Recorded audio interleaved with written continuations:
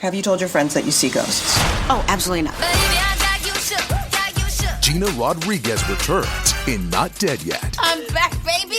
Who is up? Oh, she's the obituary writer. And Brad Garrett joins the brilliant ensemble cast. Titan, Maverick, Titan of all Mavericks. These are all words used to describe me. Not Dead Yet. Season premiere. Tonight, 8:30, 7:30 Central on ABC. And stream on Hulu.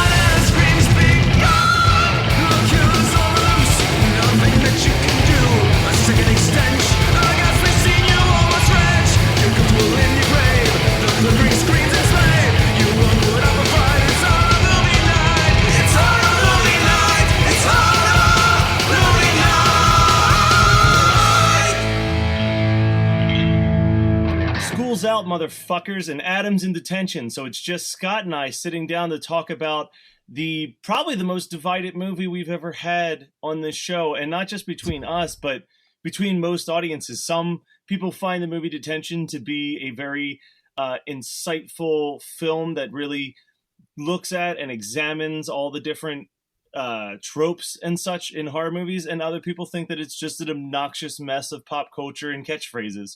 So let's talk about it tonight on Horror Movie Night. Ugh.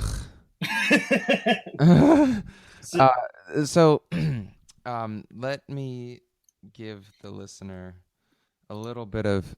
by the way, this movie's called Detention, and I don't know if you said that, but you said that Adam was in detention, which is actually the worst fate I could imagine for him, is being in this fucking movie. So I watched this movie literally 2 months ago for this podcast. I am still angry that you made me do this. Like, I feel like of all the listener picks that we're doing this month, this one is the one that you pushed hardest for, because I was like, because you were a hard yes, and I was like, Matt, I feel like you've talked about this one before, and I watched like the first 5 minutes and didn't like it, and you were like, well, dude, it's kind of like a John Hughes movie but a slasher, and I was like, okay, I'll watch it. It can't be that bad. It was so bad. So here's the thing. You said something that is very important, which I think is important to also stress, is if you watch this movie and you don't like it within the first 5 minutes, you're not going to like the rest of the movie. But if you're kind of into it, then like you're in for a good ride. And we'll post the first 5 minutes on the page. The first 5 minutes might be the best part of the movie, though, because it doesn't get better; it gets worse. That's the hardest thing about this movie, is that the first 5 minutes right before, well, I mean, there's no spoiler to be spoiled, like we're going to post it, but like the kind of bitchy teen queen character gets murdered. She does this whole like super on the nose, this is how to be cool in high school thing, and then she gets murdered. And that's the only coherent part of the movie, first of all. And second of all, nothing is funny. Like, not even that part is funny. This movie is towing the line so hard of being Not Another Teen Movie meets... God, I don't even know. But it's just, like, I know your sense of humor. And I understand why you might think this movie is funny once. Like you, Matt, Kelly. But it's really, really hard to swallow. I'm way too old for it, but you're not that much older than me. I mean, I'm not that much older than you. I just think that this movie is so cringy. This is like the worst big budget movie we've ever discussed on this podcast. I mean, like, I'm not saying it's hard to watch. I'm saying that it's impossible not to feel bad for the people that had to read these lines, because it's awful. Like, it's just this movie just makes me so mad. So this was, as we are in the listener submitted week, this was from Andrew G. And he said, I'd like to suggest Detention from 2011. It's one of the weirdest movies I've ever seen. I thought I was getting in for a slasher movie, and then I finished the movie utterly confused and had to instantly rewatch it again to try to figure out if I liked it or not. I've made so many of my friends watch this film, and every time I do, I feel like I understand the film a little bit more, but I don't really know if it's a good or bad movie, but it's certainly a fun watch.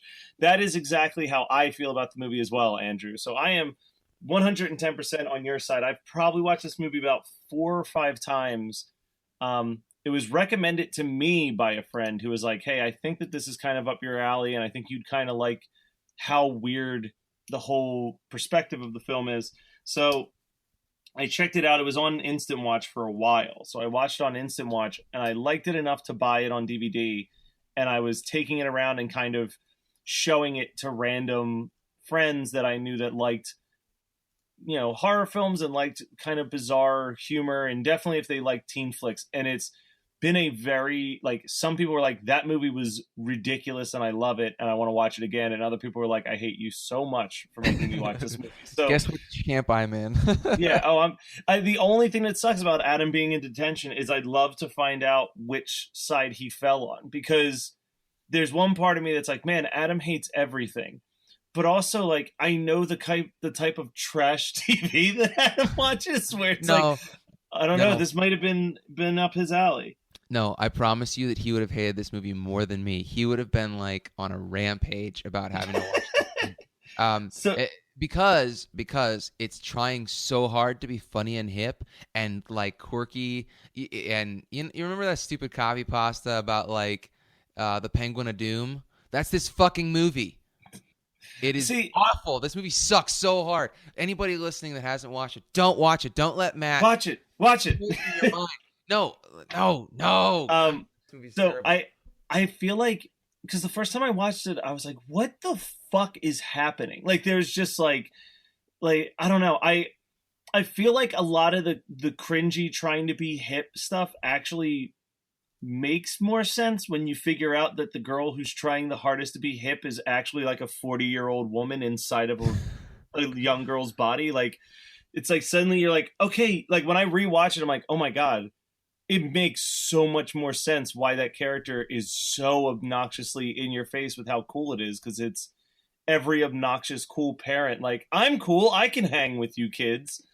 Yeah. Okay, I give the writers and you credit where credit's due in that sense.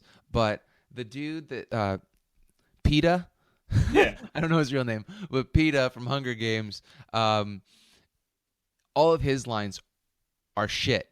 And like, so I've never seen Hunger Games. Is that the main guy, Clapton? Or yeah, it's the guy that's like the football, or he's like a, the hunk, quote unquote, and he he like skateboards around or whatever. Okay, God, Clapton sucks. God damn it! I'm just like, it's been 2 months and I'm remembering all the dumb shit that happens in this movie. There's the tale of the one football player who's also part fly for no explainable reason. So here's the worst part about this movie, I think, is that storyline is fucking sweet. And it goes nowhere. TV hand. See, that part is good. This movie is trying so hard to be as off the wall as possible, and it succeeds there. But the storyline goes nowhere, and so they wasted $10,000 at the minimum just on effects alone for that guy. I don't think this movie's nearly as expensive as you think it is.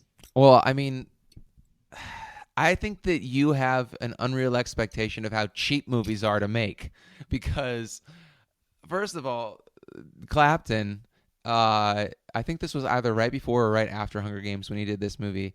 I want to say it's right after the first one, so he wasn't getting like A-list shit. I don't know if he still is or if he ever did, but like Hunger Games was a big movie.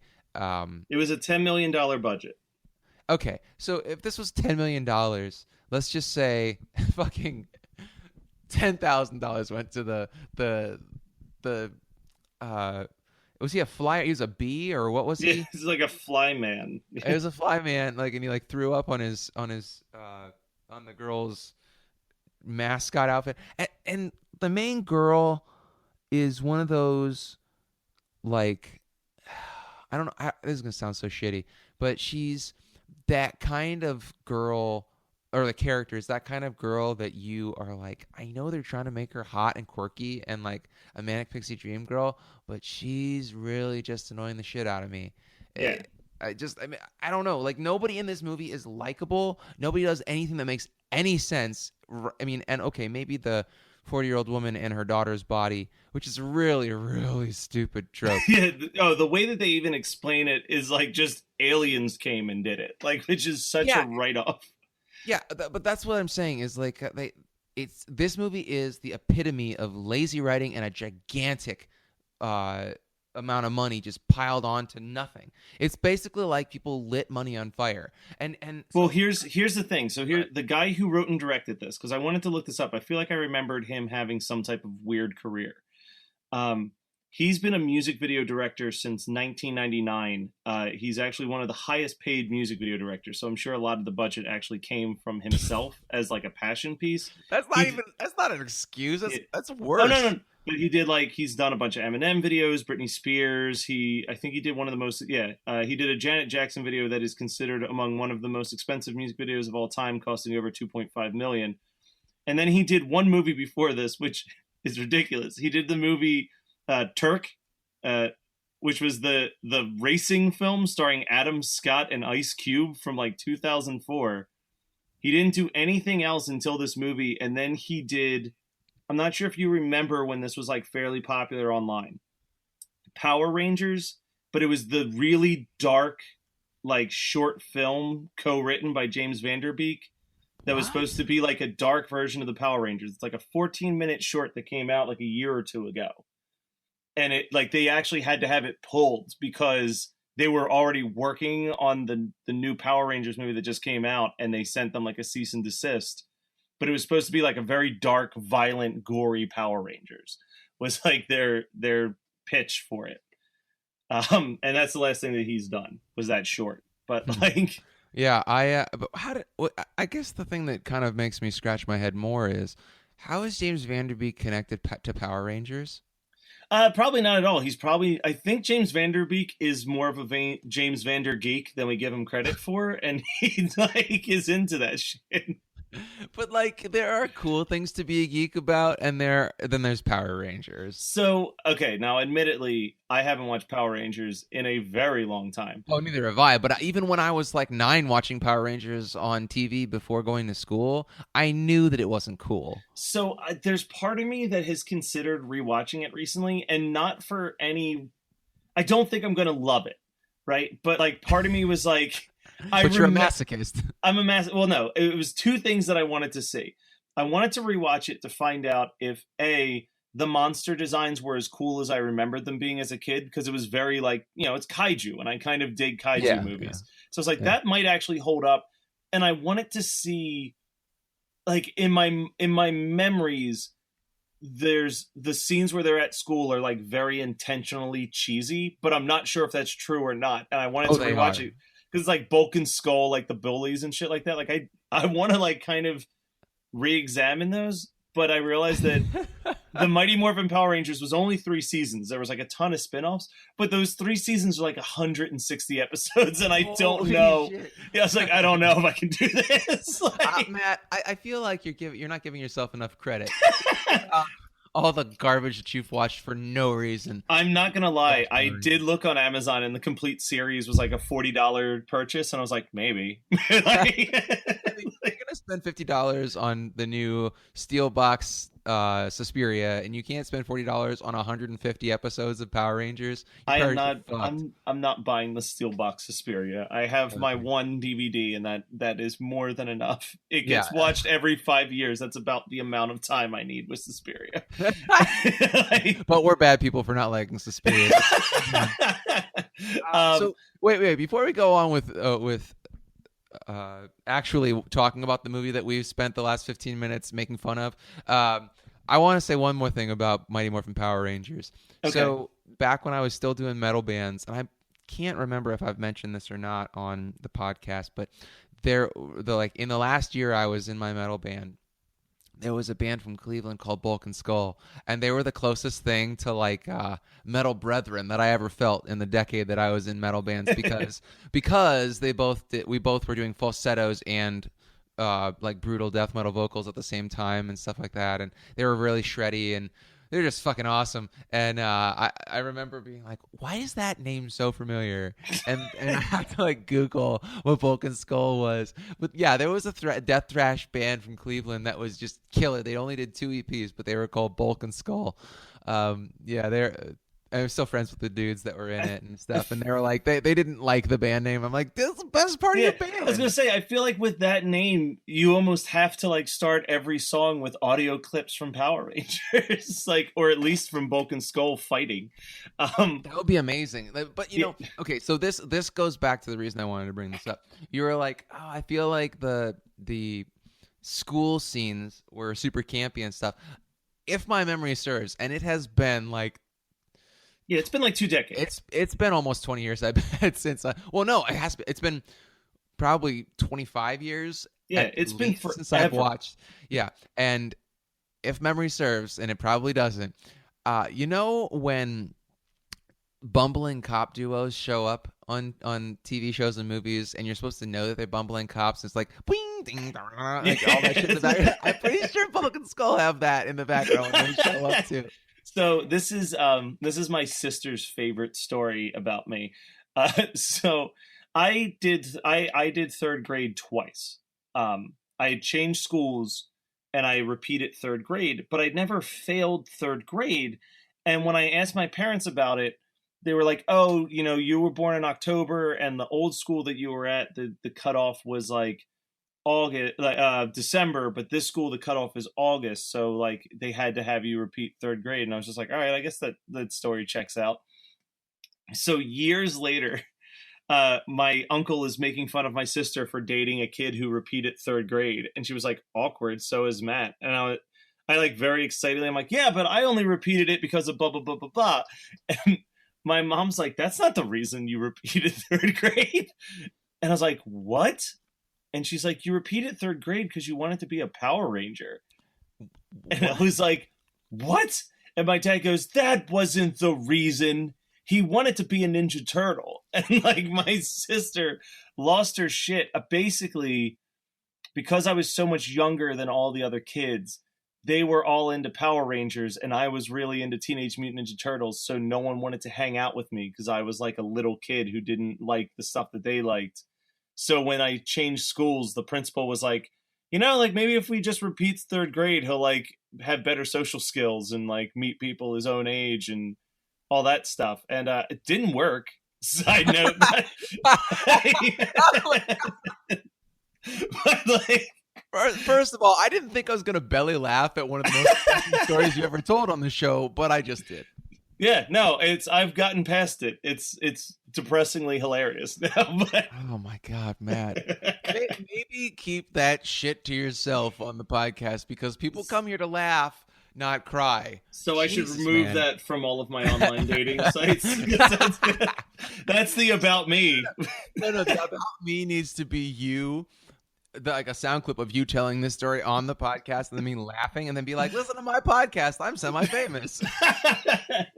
All right. So I do actually have some notes about this movie. I have a fuck ton of notes about this movie. I've just been trying to avoid talking about it. Okay. So I did write down opening scene. I feel like we covered that pretty well already. I have a couple quotes in here. The 3 quotes that I want to make sure that I note because I thought that they were pretty funny is first when they're watching the Cinderella movie in theaters and the girl's, he's making her cut through her own chest and she says, I've been doing Pilates all day and now my stomach's too tight to cut through. I guess that joke is all right. And then the other quotes I have is during the big fight at the end when she's accusing him of just being a parody of other horror films, and he yells, it's called post-irony, and then follows it with, it breaks my heart to see a bra size wasted on someone like you. All right, so let me just steamroll this shit. First of all, I don't even know what number egregious sin this movie is making at this point, but when Dane Cook shows up, I'm like, fuck this movie. because I hate Dane Cook, and he's not funny, and he's not an actor, although he thinks he's an actor. He's just worthless in this movie. He's as worthless as everybody else in this movie. But the jokes are so manic. They last about 2 seconds, and they're like, they just burn through about like 10 jokes in 1 minute, or like lines that are supposed to. They don't leave any space for anybody to breathe, much less laugh. And it's that also really gives it this weird psychotic feeling. You're watching this movie and you're like, I feel like I'm losing my fucking mind. And that just kind of pervades this entire experience of watching it. I mean, maybe teenagers eat this shit up. I don't know, but I am not a teenager. I am It's hard to almost say because I don't think anyone even knows this movie exists. So I don't even think teenagers have Keep seen it that this way. movie. No, it was on Netflix. I think that's how I watched it when it was still streaming. I watched it on Netflix or Shudder. I can't remember, but man, it's terrible. So then they have and there's so much like wink wink nudge nudge in the jokes. It's supposed to be like, yeah, so this is post meta or post irony or whatever, and it just does not work for me. I'm sure that there is a subsection of people in America that would like this type of humor, but it's definitely not me. So then we have Kmart Terry Crews. Kmart Terry Crews. I don't remember why I wrote that down. And then the football coach. Coach. Okay. Who is just like the Kmart Terry Crews in Shocker that we talked about a couple weeks ago. Yeah. It's just like. But this movie is trying to hit every John Hughes riff that they can, which is weird because I feel like if this is aiming at teenagers now, or like let's say the 14 to 19-year-old crowd, I guess, is what I feel like this is they were trying to do, but this movie came out in 2014 or something. What was it? 2011. Oh, Jesus Christ. In any case, I feel like they were trying to hit the high school crowd with this. It's very much like a John Hughes movie with gore. I can't imagine that demographic has seen all of the movies that they're trying to reference. But it's just so manic. It's like you have to be my age to get all the references, but the jokes don't hit for people my age because I don't think those things are funny anymore. So I don't know. In any case, then we have Kmart Biff Tannen show up. I don't remember who that character was supposed to be. I don't remember who you're referring to with that one. But yeah, but Sander, who is spoiler alert, Dane Cook's younger self, right? Yeah. Ugh, God, this movie's so dumb. Even if you're gonna do time travel, I guess you need to either be super ridiculous or super logical with it, and they went the super ridiculous route, but they don't even have any internal logic, so it doesn't make any sense that there could be Dane Cook and Sanders in the same school at the same time because it would be a paradox. So anyway, Sanders is basically Ducky from Pretty in Pink, and he is actually more annoying than Ducky ever was in Pretty in Pink. Wait, no, sorry. He is not. So what did you, I'm going to ask a question. Did you Scott Rogers this movie at all? No, I actually had to watch this at regular speed. I'm sorry. So alone. I'm pretty sure what actually happens is that Sanders goes back in time and tries to convince young Dane Cook to blow up the school. Oh, that's right. No. Yeah, it's not because I didn't watch this thoroughly. It's because the storyline is so shit that it couldn't stick in my brain. Okay, so yeah, but Sander is, and fucking that's the dumbest name. Like everybody in this movie has stupid fucking names. But then there's this Canadian exchange student, and I know that it's supposed to be funny because yeah, there was an exchange student in 16 Candles, but he was Japanese. Asian, let's just say. Asian. I mean, I don't know where he was supposed to be from, but like, and then there's also one in Better Off Dead, and so they're trying to hit those references, but people haven't seen those movies if they're the demographic of this movie. But okay, it's funny because he's Canadian and it's not really that far away, but he's so different. And then they go on this whole vegetarians are tards subreddit or subplot, and it makes no sense. And then also the main girl is like a vegetarian, but then weird shit starts happening and she decides and she gets drunk and then eats a burger and then throws up. And it's like, maybe it's because of my dietary choices, but I feel like if you're gonna come at vegetarianism in one form or another, be fucking creative about it. This is like the lowest low-hanging fruit jokes you could possibly imagine for this shit. I mean, that's the whole movie pretty much. But I just was like really annoyed. And then there's like a text conversation that I think it's with Cinderella. Am I remembering that correct? Yes. That it's on the screen or something like that. It's just really. And then there's pratfalls, like they're in the cafeteria or something, and the main character falls on herself, or somebody falls, and then she has to be a mascot, and there's more pratfalls, and it's really slapsticky, and you know that shit annoys me so much. And there's something that really bugs the shit out of me, is it's like perpetual twilight. It's not twilight, but like sundown. The sun is always streaming in every window, and it's supposed to, I mean, they're eating lunch, and it looks like it's 7 p.m. in August. It makes no sense. Just that, and there's wasted CGI, and they said Scream was a bad movie, which actually made me almost want to turn this movie off. But I was like, you know what? I'm gonna get some good notes ripping into this, so let's just continue on. So, I mean, how can you say Scream is a bad movie when this movie would not exist if not for the meta commentary on horror movies that was repopularized by Scream? Like, it's just, you can't bite the hand that feeds you like that. It's just, this movie really bugs the shit out of me. But then they say something about nuking the fridge, which really dates this movie, because that's Indiana Jones and the Crystal Skull or whatever movie, which I still don't admit that it exists, because I'm never going to watch it. And it's just, it's an internet joke. It doesn't really exist, and you can't tell me otherwise. But it really dates this movie because nobody thinks about that anymore. Nobody cares. It was a bad movie that was a mistake to make, and I don't know. I mean, actually, of all the shitty jokes that they make in this movie, I think that that's the most egregious, because it's just so trying to be hip because they go into the 80s for most of their jokes, but this one was just a couple years before they probably started writing the script, and it's just.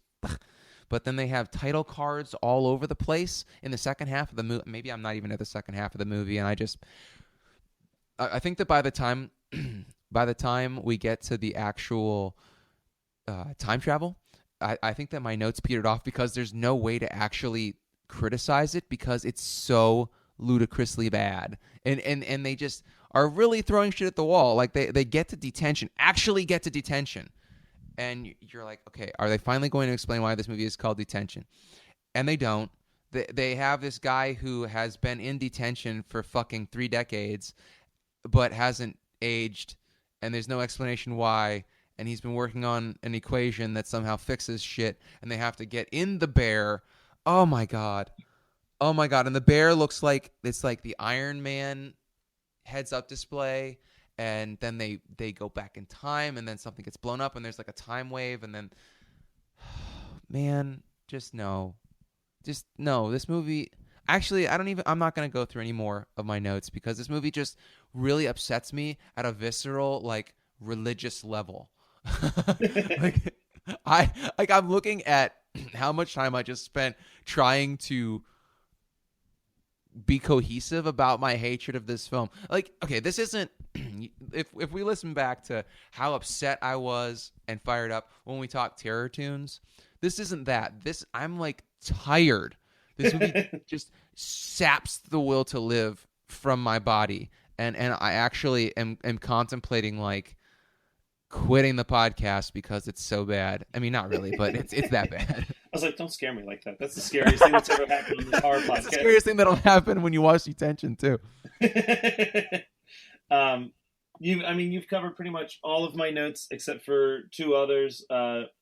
The decapitation of the drunk girl towards the end of the movie is pretty dope, and even though it's like super CGI'd, and I love that out of nowhere it just reveals that the Canadian is actually an alien coming, a vegetable alien coming to take down the vegetarians for eating his people. Oh, that's why that subplot's in there. Yeah, I forgot. I didn't write notes on it, but because literally 10 things happen a minute in the end of this movie, and you can't even parse it. Yeah, no, this movie moves way too fast for its own good, but I feel like that was their intention in the first place, was like, we're just going to be manic and crazy. Like I said, well, if he was a music video director, it makes a lot of sense. oh yeah, it makes a ton of sense. But like I said, I'm kind of with Andrew here on, like, I've watched it a ton of times and I still don't know if I like or dislike the movie, but it's one of those movies that I'm constantly thinking about and being like, what was that? Like it, and I'm so sorry, man. Yeah, I feel like that's one of those. I feel like that was his intention, though, was to make a movie where you're just like, what the fuck did I watch? That's the tension. Yeah, neither of us are happy that we talked about that for 29 minutes. Hi, I'm Robert Bacon, and my friend Marie Maloney and I started a podcast called Adam Sandler Please Stop. The entire thing is just trying to get you to cry, and I didn't cry until the end when we were talking about the youngest numbers. Sometimes we have a blast. I think it's Billy Zane. It's 100% Billy. Most of the time it's awful. Chris Rock just got murdered. Not stabbed, murdered, or like real prison murdered. He got bombed. It is a complete retrospective of Adam Sandler films, past, present, and unfortunately future. a pineapple flying out of a car with dramatic music played over it. Explain to me how that's not comedy, Murray. So if you used to be a huge Adam Sandler fan like us, but not so much anymore, then this podcast is for you. We're free and on iTunes, Google Play, Stitcher, Pocket Cast, and on our website, AdamSandlerPleaseStop.com. So what did you watch this week? All right, I have a great little banger that I want to talk about, not because it's good, but because it fills me with a similar melee as actually as Detention, but it's not as bad. So Megan was cruising around on Hulu because Hulu's the forgotten streaming service in our house. Really, if we're not watching Agents of S.H.I.E.L.D. on Hulu, I forget that it even has movies. So we were searching for something to watch, and she was searching for something to watch, and she showed me that this TV show that she had found. She said, "I think you're really going to like this. It's called Stand Against Evil. I think you will like it. Have you heard of it?" No. Okay, you love Scrubs, right? Yes. Okay, it's the doctor from Scrubs. The Dr. Cox? Yeah, I think so. I think that's his name. I didn't really watch Scrubs. John C. McGinley or whatever his name is. He's like a redhead. Yeah. Yeah, I okay. mean, he's basically going gray now, but it's him doing his best Ash Williams impression. It's basically like IFC, I think is the company that made it. And it was their answer to Ash versus Evil Dead, the TV show. Okay. And it's so he was the sheriff for 20 years or something like that in this town, this small town, and every sheriff before him died a horrible death. And so it's like this town is cursed, right? But he was the only one since the 1700s or something like that came out okay, survived. And it's the show starts with his wife dying, and then he gets fired or steps down or something like that, and they get a new sheriff, and then all these like witches and demons and monsters start coming every episode. It's like it's a monster of the week every episode, which is cool because you know how flippant they are about the monsters of the week in Todd in the Book of Pure Evil. Yeah, it's like that, but it just doesn't hit. It's like Scrubs jokes in Todd in the Book of Pure Evil, where they're trying to be like Ash versus Evil Dead, and I mean it's pretty gory, and I was entertained for the first 3 or 4 episodes, but then it really falls into a routine, and it's all the same jokes. And I mean, just for me, I wasn't really a Scrubs guy, so I don't think I have the stamina to finish it. And I think that they're doing a second season right now. I don't know. But it's kind of one of those, I'll watch it before bed if I need to kind of like chill and make my brain turn off. You know, it's like basically trash TV for a horror lover. All right. Which, I mean, it's not bad. I'm just so ambivalent about it. I think that there might be some people that would like it a lot more, like you, because I think that it might be the same writers as Scrubs because it just felt very Scrubs to me from what I know of the show. And the delivery is fun, but it's just very repetitive. So I mean, it's one of those things where I feel like if you binged it, it would be hard to binge because I watched like 3 episodes in 2 days, and then I was like, okay, I'm good for 3 days. Oh, okay. It was. It's actually from Dana Gould, who was he was like the head writer for The Simpsons for a huge chunk of The Simpsons. I guess that would make sense. I mean, Yeah. maybe Adam would like it. I feel like I wouldn't suggest it to Adam. Scrubs was basically, they always said that Scrubs' goal was to be like a live-action Simpsons in a weird way. He also played Squeegee Man and Mystery Man. Wow, that's a reference I haven't heard in a long time. Yeah, but this is how involved he is in podcasting. If you go on his Wikipedia page, there's discography, filmography, and podcast appearances because he's made so many throughout like the history of podcasting. Wow. The guy that writes or the main guy? The guy who writes Stan Against Evil. Okay. And so, I mean, let me say one more time, I don't think it's bad. Yeah, you just don't. It's not for you. It is for me. Like, I'm the target demographic, and it's entertaining, but I don't think that it's very, very fluff. Yeah. So watch it when you want to turn your brain off.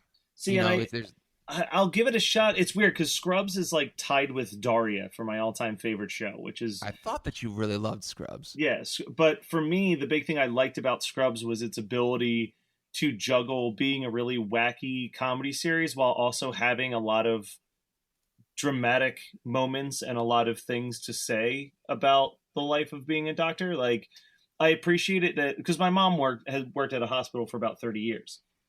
And she loved Scrubs because she said it was the only show that actually showed what it really was like to work at a hospital. She's like, every other show, it's like every week there's this important patient that everybody cares about and it's a live or die situation. She's like, in Scrubs, like, showed that no, when you're a doctor and you're surrounded by death, you get a really dark sense of humor and you do anything that you can to like distract yourself by how terrible things are around you with trying to make each other laugh. And she was like that. She appreciated it a lot for that purpose. So that kind of drew me even more into it. Okay, cool. Yeah. So I'll definitely give it a shot. It says it's only 8 episodes, so I can do that in a weekend. Yeah, well, that's what I'm saying. I mean, I think actually I made it to episode 6. I think I might have fallen asleep to episode 6 last night.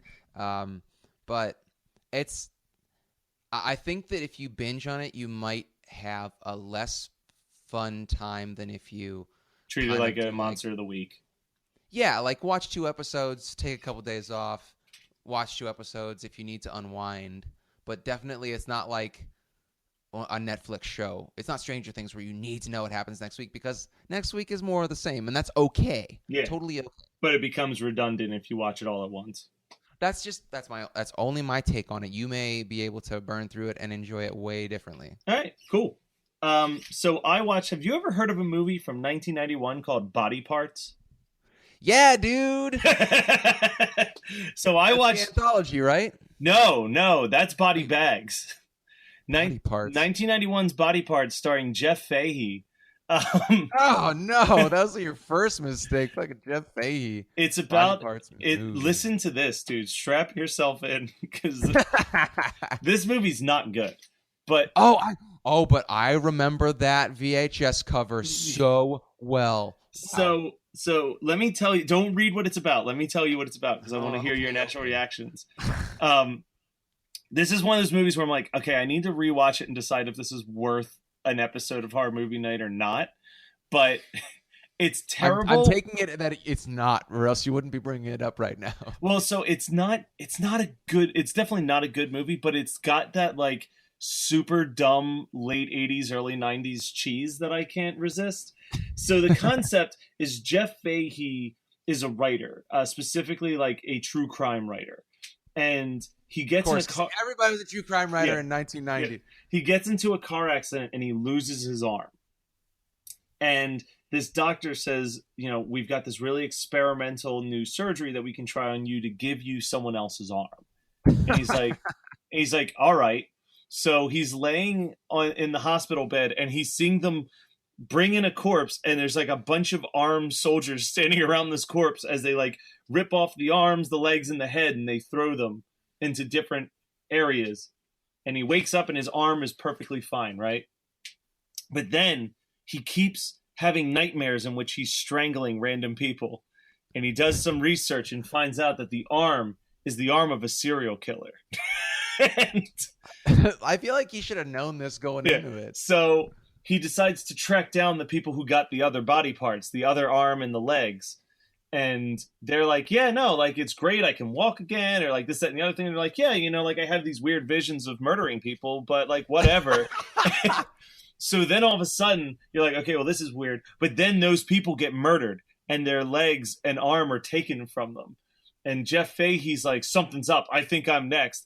And all of a sudden, the serial killer's head's been attached to a new body, and he's trying to steal back all of his original body parts. What? So that, What? What? It's so... What the fuck? It's like I'm watching. I'm like, this can't be real. Like, you're like, this is a movie that someone's watching in a comedy film about how dumb horror movies are. No one actually paid money to make this, right? Like, it is incredible how dumb. Like, when it gets that point, I just was laying in bed and I literally screamed, "Are you fucking kidding me?" Like, it's like, God damn, that's stupid. So that was Detention from 2011, as picked by Andrew G. As always, you can send us recommendations at hmnpodcast@gmail.com, or people have been submitting them via our website. There's a contact us part there. Ironically, we just got an email from someone requesting that we talk about The Granny. So yeah. So let me get his name and let him know that you're welcome. Actually, I'll read what he wrote, because it seems fair enough. If he had sent it literally a week earlier, it was Mike M. He said, "Hello, first-time caller, long-time listener. Love the show. Even the ones where the movie's so bad you guys collectively have a stroke are still great episodes. I know I've heard this film come up in conversation on the podcast before, but can you please review the VHS era gem, The Granny? Please and thank you. Keep up the great work, Mike." So, Mike, you're welcome. We covered it. So, as always, you can continue to send us recommendations. Our next listener recommendation month will be in January. So let's get those in. We've got a really extensive list right now. I'm not sure if you've checked the page, Scott, but we got some choices to make. Yeah, well, the thing is that it's kind of like choosing one plate of shit or another. Yeah. Some of them just are spicier. But you can also rate and review us on iTunes and all of that good stuff. Subscribe to us there and check out our Patreon account and all that other good jazz. But we are going 40 minutes, which, you know, we try not to do anything longer than 30 minutes. So we should wrap this up now. Thank you guys for listening. We'll be back with the last movie of Listener Appreciation Month. And here's a little hint. It's a movie that Scott has wished that we never would talk about. But so many of you emailed in droves about this that it felt like the only appropriate one to wrap up the month of September with. I have to tell everybody that I made a bargain with you guys that if we did another movie that I didn't want to watch, that we wouldn't have to do this movie, and you fuckers lied. Hey, the listeners spoke. I deleted it from my pick list. Like that makes me feel any better.